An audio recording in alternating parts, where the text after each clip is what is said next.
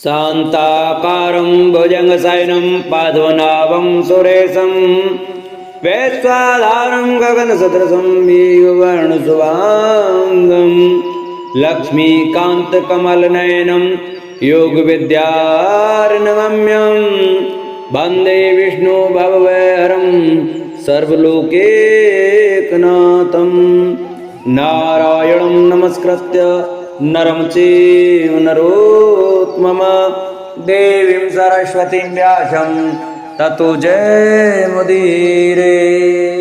जय श्री कृष्ण। नमस्कार दोस्तों, स्वागत है आप सभी का मेरे YouTube चैनल आर के भक्ति में।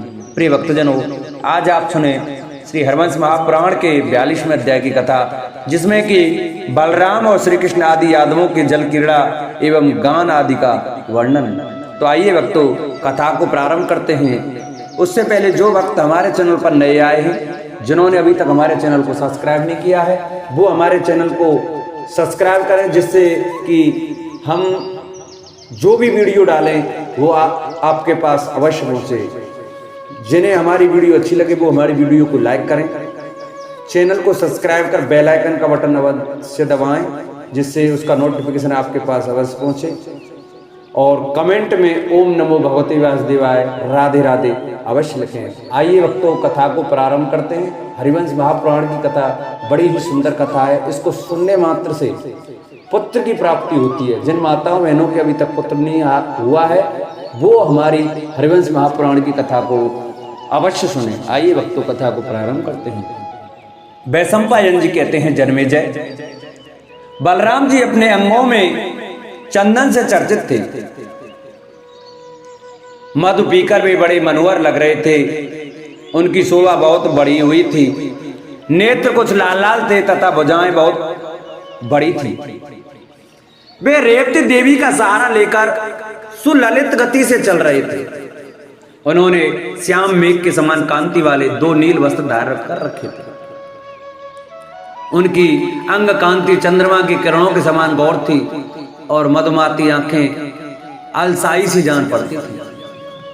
समुद्र के बीच में आकर भगवान बलराम जी संपूर्ण बिंब वाले चंद्रमा के समान शोभा पा रहे थे। उनके एकमात्र बाएं कान में निर्मल कुंडल की शोभा फैल रही थी। उन्होंने दूसरे कान में मनोहर कमल को ही कर्ण भूषण के रूप में धारण कर रखा था।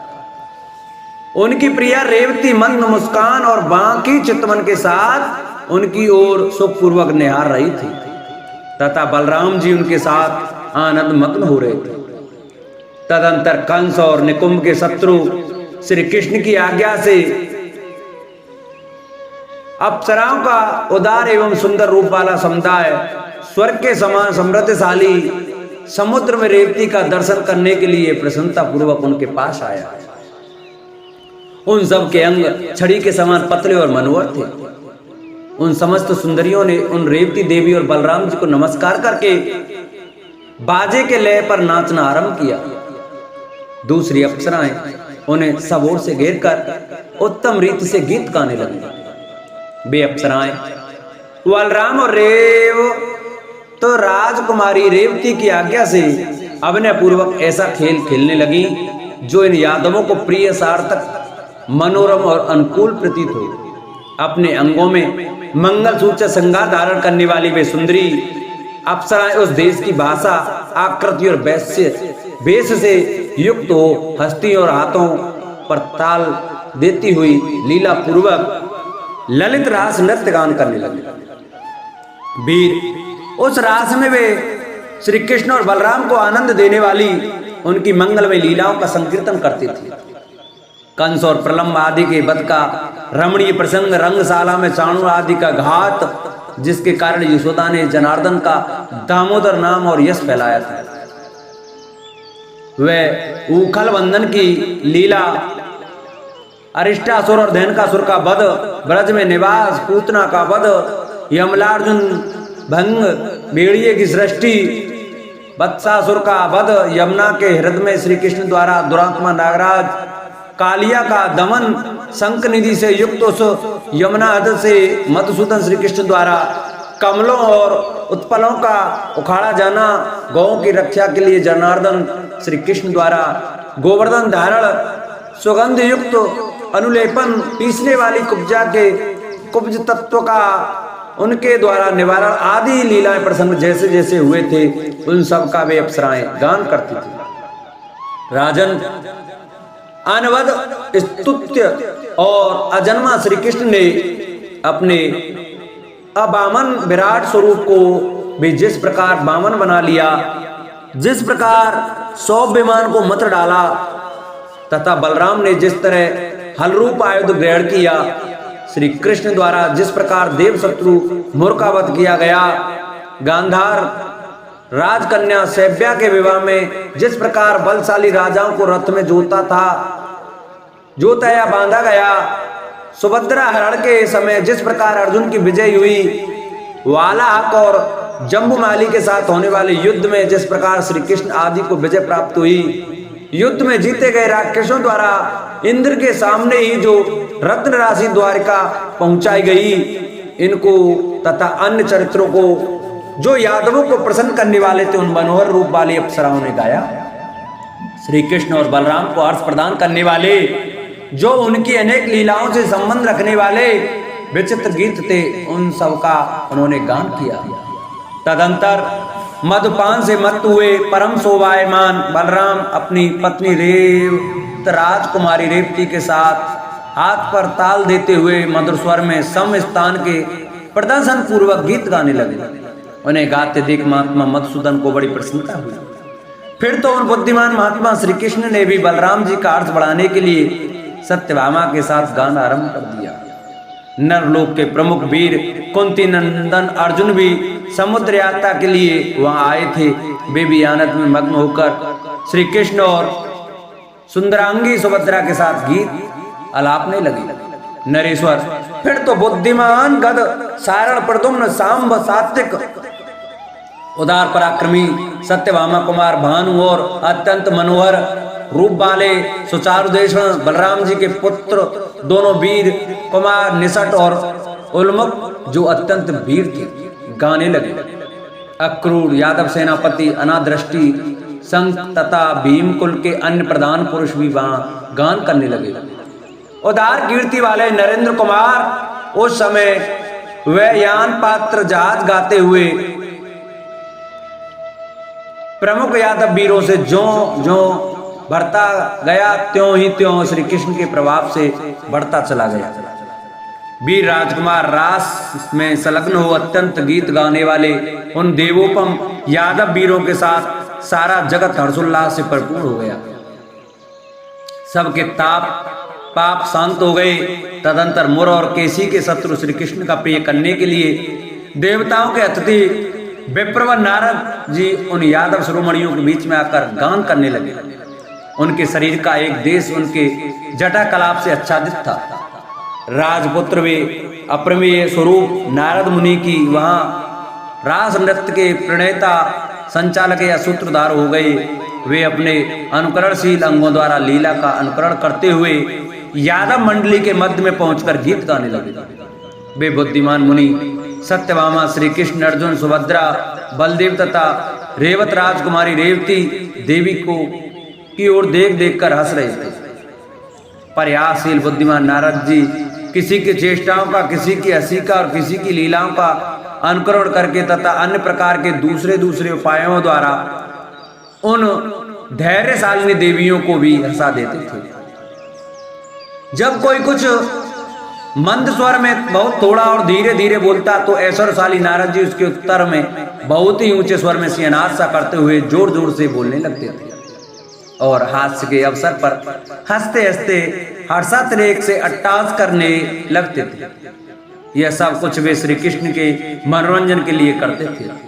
नरदेव कुमार श्री कृष्ण की आज्ञा से वहां बैठी हुई युवतियों ने जगत के प्रधान रत्न, सुंदर वस्त्र जो मुनि के अनुरूप थे, उन्हें अधिक मात्रा में दी। श्री कृष्ण के संकेत तथा समय की आवश्यकता को समझने वाली उन रानियों ने उस समय स्वर्गीय पुष्पहार, संतान, पारिजात पुष्पों की लड़ियां, अतिमुक्तक तथा सभी ऋतुओं में खिलने वाले फूल उन्हें अर्पित किए। रास के अंत में अप्रमेय स्वरूप भगवान श्री कृष्ण नारद मुनि का हाथ पकड़कर तथा सत्यभामा और अर्जुन को भी साथ में लेकर समुद्र के जल में कूद पड़े। तदंतर अप्रमेय पराक्रमी तथा प्रचुर शोभा से संपन्न श्री कृष्ण ने किंचित मुस्कुराकर सात्विक से कहा, तुम सब लोग 2 भागों में बंटकर अपने अपने स्त्रियों के साथ ही इस क्रीड़ा जल में कूद पड़ो। मेरे सारे पुत्र और आधे यदुवंशी इन सबको मिलाकर जो आधे द्वारकावासियों का दल होगा, उसके नेता रेवती सहित बलभद्र जी हों और आधे भीमवंशियों के साथ बलराम जी के सभी पुत्र ये मेरे पक्ष में रहेंगे। इस प्रकार समुद्र के जल में 2 दलों में बंटकर हम लोग क्रीड़ा करेंगे। तदंतर श्री कृष्ण ने पूर्ण विश्वत होकर वहां हाथ जोड़कर मुस्कुराते हुए समुद्र को आज्ञा दी, तुम अपने जल को सुगंधित और शुद्ध एवं स्वादिष्ट बना लो तथा ग्रहों से रहित हो जाओ। तुम्हारी तटभूमि रत्नों से विभूषित दिखाई दे, पैरों के लिए सुखदायिनी हो तथा लोगों के लिए जो मनोअनुकूल वस्तुएं हों वे सब उन्हें अर्पण करो। मेरे प्रभाव से तुम्हें सबकी अभिष्ट वस्तुओं का ज्ञान हो जाएगा। यद्यपि तुम्हारा जल अपेय है तो भी यह प्रिय एवं पीने योग्य हो जाएगा। तुम सब लोगों के मनोअनुकूल हो जाओगे। तुम्हारे भीतर जो मत्स्य हैं वे वैदुर्य और मोती मणि और स्वर्ण से चित्रित तथा सौम्य रूप वाले हो जाएंगे। तुम लाल रंग के कमल और उत्पल धारण करो जो उत्तम गंध सुखद स्पर्श तथा रुधिर रस को प्रकट करने में समर्थ हैं। वे भ्रमरों से सेवित तथा देखने में मनोहर हो। तुम अपने जल के ऊपर मेरे माधविक सुरा और आशव नाम मधु से भरे हुए कलश स्थापित करो। साथ ही इनके पीने के लिए सोने के पान पात्र 2 जिनमें ये यादव मधुपान कर सकें। जल निधि तुम निश्चय ही ऐसे बन जाओ जिससे तुम्हारा शीतल जल फूलों की राशि से भासित हो जाए। इसके लिए सतत सावधान रहो और ऐसा प्रयत्न करो जिससे स्त्री पुरुषों सहित यादवों के प्रति कोई विपरीत बर्ताव न हो जाए। समुद्र में ऐसा कहकर भगवान श्री कृष्ण अर्जुन के साथ क्रीड़ा करने लगे। नरेश्वर श्री कृष्ण के मुख्य संकेतों को समझने वाली सत्यभामा ने पहले देवर्षि नारद पर जल उछालकर उन्हें भिगो दिया। तदंतर मद के आवेश से रहित मनोहर शरीर वाले बलराम जी अपने हाथ से मनोहारिणी राजकुमारी रेवती का हाथ पकड़कर इच्छानुसार गीत गाते हुए लीला पूर्वक जल में कूद पड़े। बलराम जी के कूदने के पश्चात श्री कृष्ण के पुत्र तथा भीमवंशियों के प्रधान व्यक्ति नाना प्रकार के रंग वाले वस्त्र और आभूषण धारण किए हर्ष में भरकर समुद्र में कूद पड़े। उस समय वे जल क्रीड़ा में अविरत थे और उनकी आंखें मत्स्य मतवाली हो रही थी। शेष यादव तथा निसट और उल्मुख आदि बलराम पुत्र क्रीड़ा में अविरत होकर श्री कृष्ण के निकट गए। वे विचित्र वस्त्राभूषणों से विभूषित और मदमत्त थे तथा उनके कंठ दे संतान पुष्पों की मालाओं से अलंकृत थे। वे सब के सब बल पराक्रम से संपन्न तथा मनोहर वेश भूषा से युक्त थे। उनके अंगों में चंदन का लेप लगा था। वे हाथों में जलपात्र लिए हुए थे और उस वेश के अनुरूप स्वर संपन्न मनोहर गीत गा रहे। तत्पश्चात श्री कृष्ण की आज्ञा से स्वर्गवासिनी अप्सराओं के साथ सैकड़ों वेश बंधुओं ने जिन्हें वाद्य घोष बहुत प्रिय था नाना स्वरों में जल तरंग आदि बाजे बजाने आरंभ किए। अप्सराएं नित्य युक्ति एकमात्र काम में ही मन को लगाने वाली तथा आकाश गंगा के जल से बाजा बजाने की कला का ज्ञान रखने वाली थी। उन्होंने जल दरदुर बजाए और हर्ष में भरकर उस वाद्य के अनुरूप गीत भी गाए। स्वर्गीय अप्सराओं के नेत्र कमल कलकाओं के समान विशाल थे।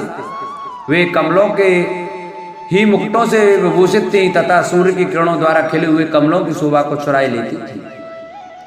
उन सब के मुख देवताओं के समान मनोहर थे। राजन संपूर्ण चंद्रमंडल के समान मनोहर नारियों के सैकड़ों मुख चंद्रों से अलंकृत हुआ जल उस आकाश के समान शोभा पा रहा था जो अकस्मात या देव के विधान के अनुसार सहस्त्रों चंद्रमाओं से व्याप्त हो गया हो।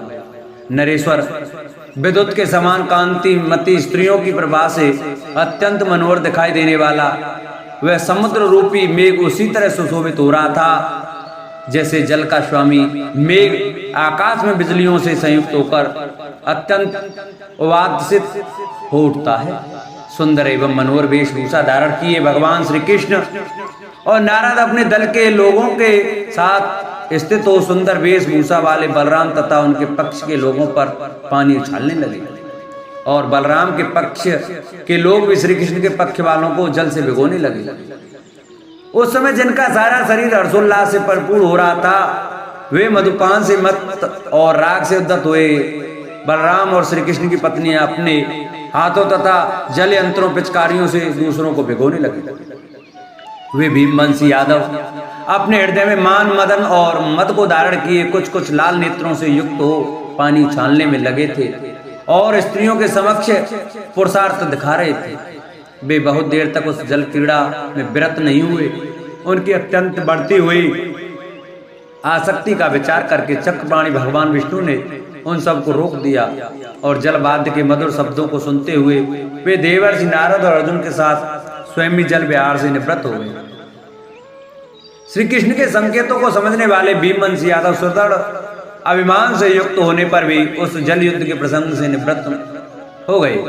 तदंतर उन प्रिय पुरुषों को नित्य आनंद देने वाली उनकी प्यारी वार वनिताएं विस्वत होकर नृत्य करने लगी। नृत्य के अंत में बुद्धिमान भगवान श्री कृष्ण ने जल क्रीड़ा के प्रसंग त्याग दिए। उन्होंने जल से ऊपर आकर मुनिवर नारद जी को अनुकूल चंदन का लेप देकर फिर स्वयं भी उसे ग्रहण किया। भगवान श्री कृष्ण को जल से बाहर निकला देख अन्य यादवों ने भी जल क्रीड़ा त्याग दी। फिर वे अप्रमेय शक्तिशाली यादव शुद्ध शरीर हो श्री कृष्ण की आज्ञा से पान भूमि रसोई के स्थान में गए। वहां विक्रम से अवस्था और संबंध के अनुसार उस समय भोजन के लिए बैठे। तदंतर उन प्रख्यात वीरों ने अपनी रुचि के अनुकूल अन्न खाए और पेय रसों का पान किया।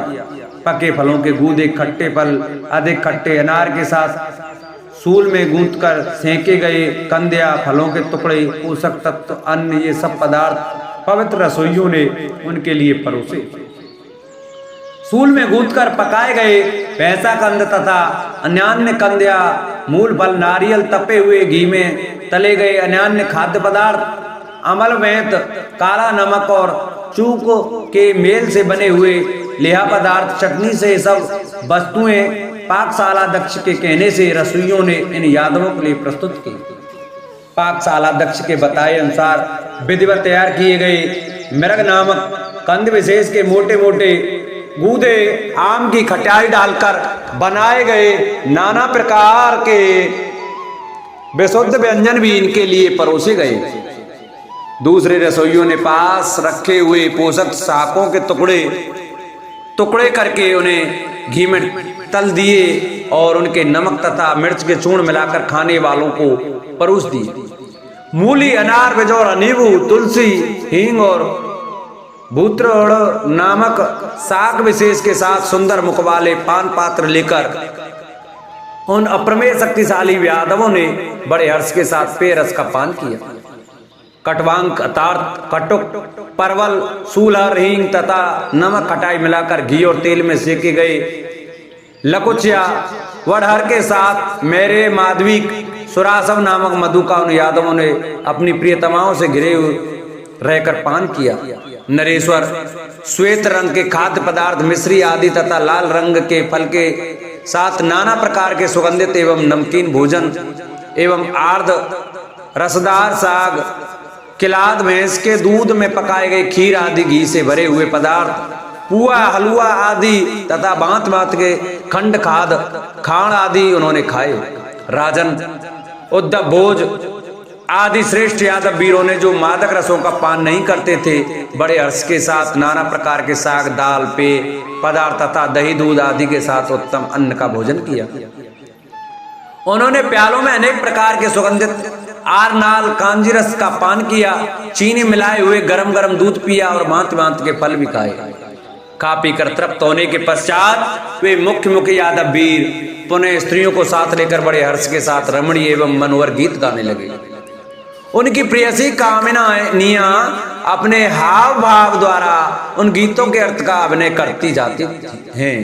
तदंतर हर्ष में भरे हुए भगवान उपेंद्र ने उस रात में बहुसंख्यक मुनियों द्वारा संपन्न होने वाले उस छालिक्य गान के लिए आज्ञा दी जिसे गंधर्व कहते हैं। उस समय नारद जी ने अपनी वीणा संभाली, जो 6 ग्रामों पर आधारित राग आदि के द्वारा चित्त को एकाग्र कर देने वाली थी। नरदेव साक्षात श्री कृष्ण ने बंसी बजाकर हल्लीसक रास नामक नृत्य का आयोजन किया। कुंती पुत्र अर्जुन ने मृदंग वाद्य ग्रहण किया, अन्य वाद्यों को श्रेष्ठ अप्सराओं ने ग्रहण किया तथा उनके वादन का कला में प्रख्यात थी। आश्रित प्रथम आसार नृत्य की प्रवेश के बाद अभिनय के अर्थ तत्व का ज्ञान रखने वाली रंभा नामक अप्सरा उठी, जो अपनी अभिनय कला के लिए विख्यात थी। उसकी अंगयष्टि बड़ी सुंदर थी। उसके द्वारा अभिनय किए जाने पर बलराम और श्री कृष्ण को बड़ा संतोष हुआ। राजन तदंतर मनोहर एवं विशाल नेत्रों वाली उर्वशी, हेमा, मृषकेशी, तिलोत्तमा और मेनका ये तथा और भी बहुत सी अप्सराएं श्री कृष्ण का प्रिय करने के लिए मन के अनुकूल प्रिय कामनाओं को प्रस्तुत करती हुई गान और अभिनय करने लगी। नरेंद्र कुमार वे रंभा आदि अप्सराएं मन ही मन वसुदेव नंदन भगवान श्री कृष्ण में अनुरक्त थी। उन्होंने अपने गीत, नृत्य एवं उदार अभिनयों द्वारा सबको संतोष प्रदान करके प्रसन्न कर लिया। नरेश्वर उस समय श्री कृष्ण की इच्छा से जल क्रीड़ा में आई हुई उन श्रेष्ठ अप्सराओं ने उनकी ओर से पान के बीड़े प्राप्त किए, जो उनके लिए सम्मान स्वरूप थे। नरदेव श्री कृष्ण की इच्छा से मनुष्यों पर अनुग्रह करने के लिए स्वर्ग से वे चालिक्य गांधर्व दिव्य संगीत एवं नृत्य विशेष भूतल पर लाया गया था। साथ ही उत्तम गंधों से युक्त देव योग्य फल भी यहाँ लाए गए थे। वीर यादवों ने इन सब का रसास्वादन किया। वह रमणीय चालिक्य गांधर्व भगवान श्री कृष्ण के ही प्रभाव से इस पृथ्वी पर प्रद्युम्न आदि में प्रतिष्ठित हुआ। उदार बुद्धि रुक्मणी कुमार प्रद्युम्न ने उन गांधर्व कला को प्रयोग में लाकर दिखाया भी था। उन्होंने भी तांबूल का प्रयोग किया। इंद्रतुल पराक्रमी 5 वीरों श्री कृष्ण, बलराम, प्रद्युम्न, अनिरुद्ध और श्याम ने यहाँ चालिक्य गांधर्व का आयोजन किया था, जो मनुष्यों को सदा ही अभिष्ट है, शुभ कारक, बुद्धि देने वाला, प्रशस्त, मंगलकारी, यशोवर्धक, पुण्यदायक, पुष्टि और अभ्युदय को देने वाला है। उदार कीर्ति वाले भगवान नारायण को वह परम प्रिय है। उसकी चर्चा करने मात्र से वह विजय की प्राप्ति और धर्म का लाभ करता है, दुष्पन्न का नाश और पाप का निवारण कर देता है। किसी समय देवलोक में गए हुए उदार कीर्ति राजा रेवत ने चालिक्य गंधर्व को इतनी तन्मयता के साथ सुना था कि उन्हें 4000 युगों का समय भी एक दिन के समान ही प्रतीत हुआ। राजन, उसी चालिक्य गांधर्व से कुमार जाति तथा अन्य गांधर्व जाति की प्रवृत्ति हुई है, ठीक उसी तरह जैसे एक दीपक से सैकड़ों दीपक जल जाते हैं। नरेश्वर, प्रद्युम्न आदि मुख्य मुख्य यादवों के साथ भगवान श्री कृष्ण और नारद जी की चालिक्य गुणोदय के इस विज्ञान को यथावत रूप से जानते हैं। संसार के दूसरे मनुष्यों को तो इसकी नाम मात्र की ही जानकारी है, जैसे नदियों के जल को समुद्र अथवा कोई विशाल पर्वत भी यथार्थ रूप से जान सकता है। उसी प्रकार भगवान की चालिक्य के श्रेष्ठ फल तथा गुणों को ठीक ठीक जानते हैं। तपस्या किए बिना चालिक्य गांधर्व को तथा उसके मूर्छना विषयक विधान को नहीं जान सकता। यह कथन सर्वथा उचित ही है। राजन, 6 ग्राम वाले जो राग हैं उनमें भी चालिक्य का उसके एक देशीय अवयव के द्वारा गान करना चाहिए। लेस नामक को चालिक्य की सुकुमार जाति है, उसका गान करने वाले मनुष्य भी बड़े दुख से, कठिनाइयों से उसकी समाप्ति कर पाते हैं। फिर संपूर्ण चालिक्य गान की तो बात ही क्या है।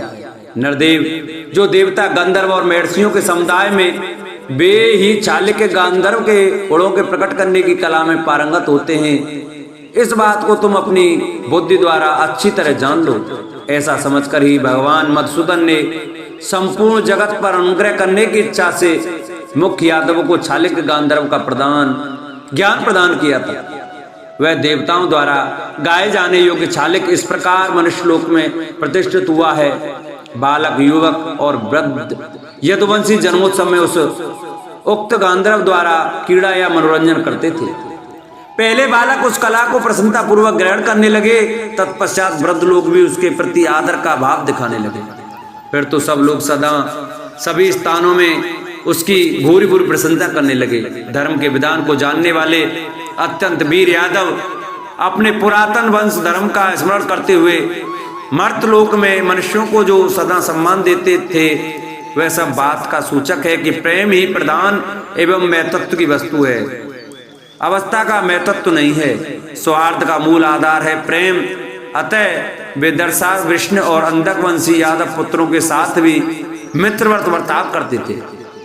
उस उत्सव के बाद भगवान के विनाशन श्री कृष्ण ने उन सबको विदा कर दिया। तत्पश्चात वे अप्सराएं भी मधु और कंस के शत्रु आनंद मूर्ति श्री कृष्ण को प्रणाम करके स्वयं भी अत्यंत हर्ष में मग्न हो स्वर्गलोक को चली गईं। उस समय देवताओं के समुदाय में हर्ष आ गया। इस प्रकार से हरवंश महापुराण के अंतर्गत विष्णु पर्व में भानुमति हरण के प्रसंग में शालिक कीड़ा का वर्णन विषयक 42वां अध्याय पूरा हुआ। बोलो विष्णु भगवान की जय।